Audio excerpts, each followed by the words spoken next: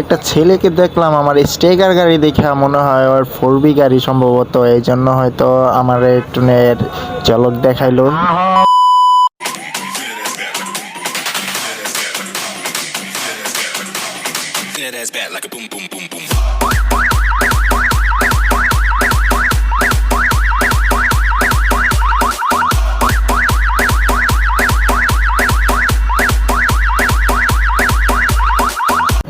মানে এই ছেলে চাচ্ছে কি বুঝতেছি না, ওর কি ইচ্ছা। আমি তো স্টিকার গাড়ি নিয়েছি, ওর সাথে তো আমি পারবো না, এটা জানি না। মানে বুঝ যাও আমার সাথে কি রেস করতে যেতেছে।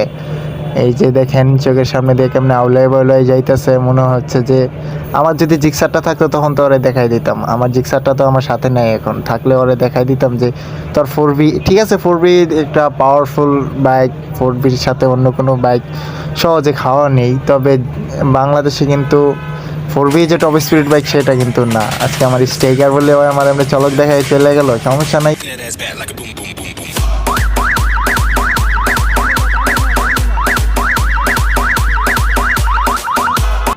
আরে সি নতুন ব্রিজটা হইলো, ব্রিজের ভিতরে জাম লেগে গেল না। এই কি করে দিয়ে ওরা সাইকেল রেস দিচ্ছে নাকি? না না, সাইকেল নিয়ে এখানে একটু রেস্ট করতেছে হয়তো। এই অটো কি করে এখানে? আচ্ছা গেলাম।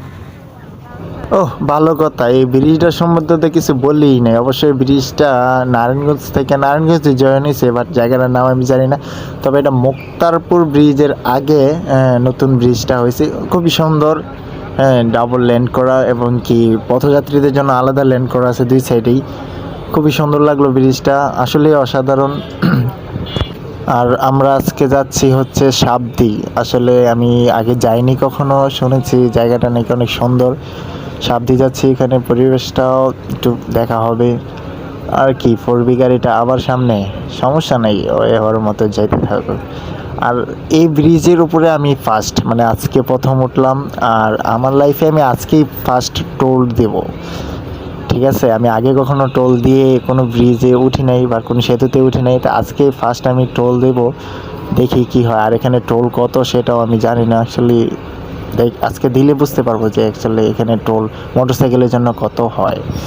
এই সেই পাগলা 4Bতে টোল দিচ্ছে, বুঝতেছি না কি ব্যাপার। আমার তো কোনো টোল লাগে না। ও আমার ভাইঙ্গে চলে, আমার কোনো টোলের প্রয়োজন হয় না। এই গাইস দেখতে পাচ্ছেন আমি টোল দেইনি। অবশ্য আমার পিছনে একজন লোক ছিল, হয়তো ওনাকে দেখে ছেড়ে দিয়েছে।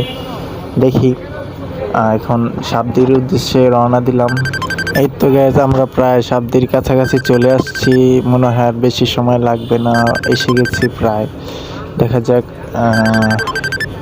আসলে জায়গাটা অনেক সুন্দর, গ্রাম অঞ্চলের মতো প্রকৃতি। এখানে আবার একটা পার্কও আছে শুনেছি, যেটা যে হ্যাঁ এখানে একটা পার্ক, হ্যাঁ এখানে একটা পার্ক অবশ্যই আছে।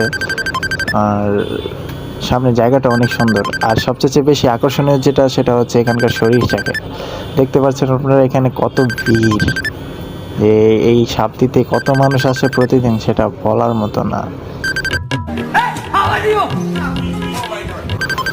প্রতিদিনই এখানে মানুষ আছে। আমরা আসছি আজকে শুক্রবার, অফ ডে, তাই এখানে আসলে অনেক মানুষ। আর জায়গাটাও খুব সুন্দর, জায়গাটার প্রশংসা আসলেই করতে হয়। ভালো লাগতেছে, বন্ধুদের সাথে আসলাম।